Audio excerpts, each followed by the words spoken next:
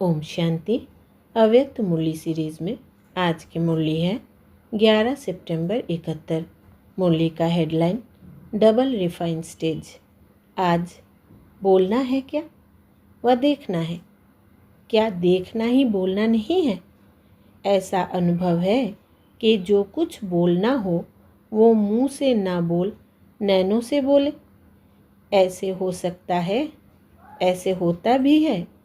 आज यह master knowledgeful, powerful, successful, serviceable की सभा है, तो क्या नैनों से नहीं जान सकेंगे?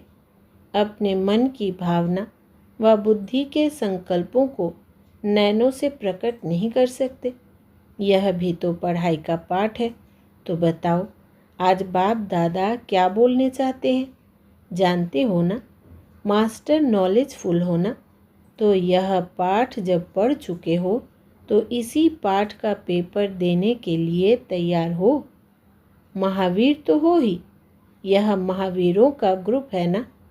औरों की बैटरी को चार्ज करने वाले इंचार्ज है। बाप दादा तो देख रहे हैं कि यह सभी नंबरवार पास हुए ग्रुप है। कई बातों को, कई अनुभवों को देखते पास करते करते पास नहीं हो गए हो। 3 प्रकार के पास है, तो इन तीनों प्रकार के पास शब्द में पास होना है।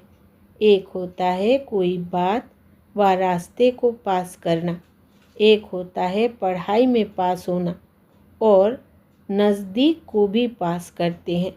नज़दीक अर्थात समीप रत्न। तो तीनों प्रकार के पास शब्द में पास हो।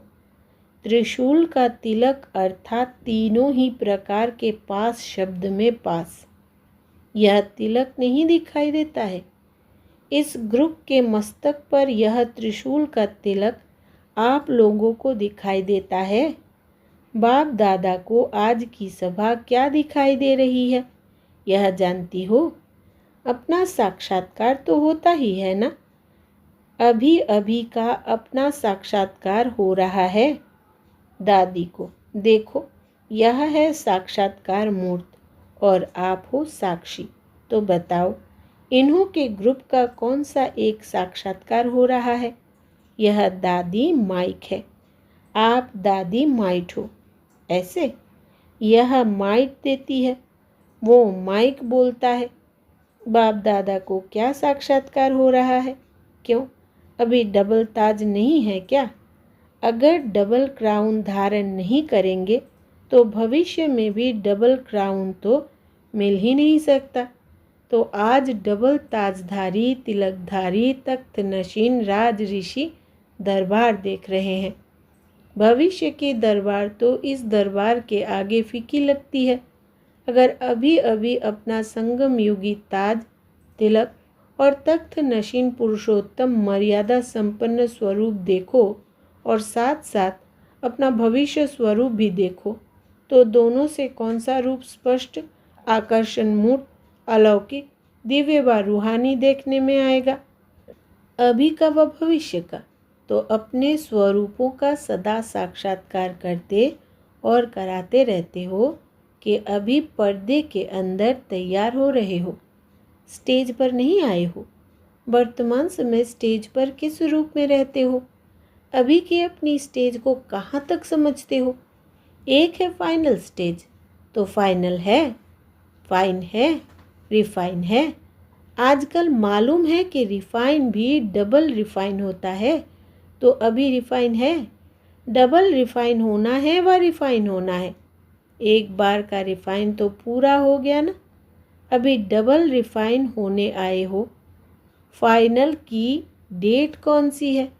अगर पहले से नहीं होगी तो आप लोगों के भक्त और प्रजा आपके संपूर्ण स्वरूपों का साक्षात्कार कैसे करेंगे? फिर नहीं तो आपके चित्र भी टेढ़े बांके बनाएंगे।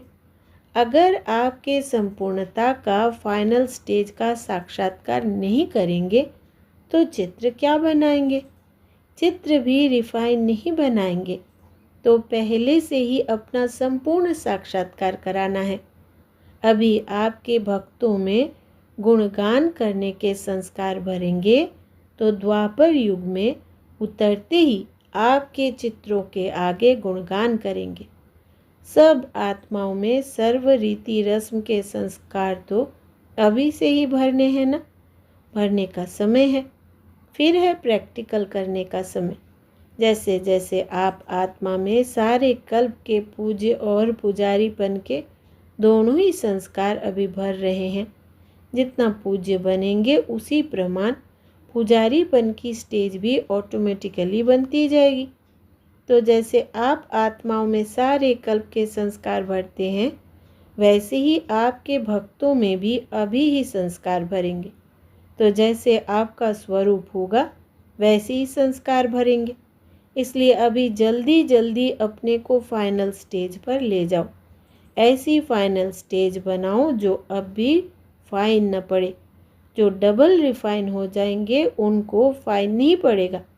फाइनल वाले का कोई फाइल नहीं रह जाता। इसलिए जो भी कुछ फाइल रहा हुआ है उसको ख़त्म करो। अगर महावीरों को भी फाइन भरना पड़े तो महावीर ही क्या। इसलिए सुनाया कि आज बोलना नहीं है, इशारे से ही समझने वाले हैं। यह तो ताज तख्त नशीन ग्रुप है, तो वो सुनने से कैसे समझेंगे। अगर अभी भी कहने से करेंगे तो कहने से करने वाले तो मनुष्य होते हैं। आप लोग तो देवताओं से भी श्रेष्ठ हो। ब्राह्मण कहो व फरिश्ते कहो, फरिश्ते इशारे से समझते हैं, फर्श निवासी कहने से समझते हैं। अच्छा, बाप दादा इस ग्रुप को सारे विश्व के सामने क्या समझते हैं? जो हो वही बताना है। यह तो सारी सृष्टि को शरणागत करने वाली है, ना कि होने वाली। बाप दादा के सामने भी शरणागत होने वाली नहीं है, बाप को सर्वेंट बनाने वाली है। तो शरणागत हुई व शरणागत करने वाली हुई। सारी सृष्टि में जो भी महिमा करने योग्य शब्द है वो सभी हो। आज बाप दादा संपूर्ण रूप देख रहे हैं। सदा फरमान बरदार इसको कहते हैं, जो एक संकल्प भी बिगैर फरमान के ना करे। यह ग्रुप तो इसमें पास है ना। सदैव अपने को फरमान बरदार के स्वरूप में स्थित कर फिर कोई संकल्प करो। ऐसे जो संपूर्ण फरमान बरदार है वही संपूर्ण वफादार भी होते हैं। यह ग्रुप तो संपूर्णता के समीप है ना। संपूर्ण वफादारी किसको कहते हैं? वफादार का मुख्य गुण क्या होता है? उनका मुख्य गुण होता है जो अपनी भले जान चली जाए लेकिन हर वस्तु की संभाल करेंगे, तो कोई भी चीज़ व्यर्थ नुकसान नहीं करेंगे। अगर संकल्प, समय, शब्द और कर्म इन चारों में से कोई को भी व्यर्थ गवाए हो तो नुकसान के खाते में जाता है। तो इसको क्या संपूर्ण वफादार कहेंगे? क्योंकि जब से जन्म लिया अर्थात फरमान बरदार, आज्ञाकारी बने, ईमानदार बने हैं। एक छोटे से पैसे में भी ईमानदार होता है। तो जब से जन्म लिया है तब से मन अर्थात संकल्प, समय और कर्म जो भी करेंगे वो बाप के ईश्वरीय सेवा अर्थ करेंगे। यह प्रतिज्ञा की, सर्व समर्पण हुए हो तो यह सभी बाप के ईश्वरीय सेवा अर्थ हो गई। अगर ईश्वरीय सेवा के बजाय कहाँ संकल्प व समय व तन द्वारा व्यर्थ कार्य होता है तो उनको क्या कहेंगे? उनको संपूर्ण वफादार कहेंगे। यह नहीं समझना कि एक सेकंड क्या बड़ी बात है। अगर एक नए पैसे की भी वफादारी नहीं तो उसको संपूर्ण वफादार नहीं कहेंगे। यह ग्रुप तो संपूर्ण फरमान बरदार, संपूर्ण वफादार है ना। ऐसे संपूर्ण वफादार, फरमान बरदार, ईमानदार, आज्ञाकारी ग्रुप को क्या कहेंगे? नमस्ते। नमस्ते के बाद फिर क्या होता है? बाप तो संपूर्ण आज्ञाकारी है। एक दो को देख हर्षित हो रहे हो ना। संगम युग के दरबार का यह श्रृंगार है। अच्छा, पूरी मुरली में से विशेष बात, जैसे आपका स्वरूप होगा वैसे ही संस्कार भरेंगे। इसलिए अभी जल्दी जल्दी अपने को फाइनल स्टेज पर ले जाओ। ऐसी फाइनल स्टेज बनाओ जो अब भी फाइन ना पड़े। जो डबल रिफाइन हो जाएंगे उनको फाइन नहीं पड़ेगा। फाइनल वाले का कोई फाइल नहीं रह जाता।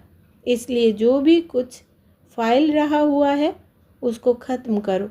अगर महावीरों को भी फाइन भरना पड़े तो महावीर ही क्या, सदा फरमान बरदार उसको कहते हैं जो एक संकल्प भी बगैर फरमान के ना करे।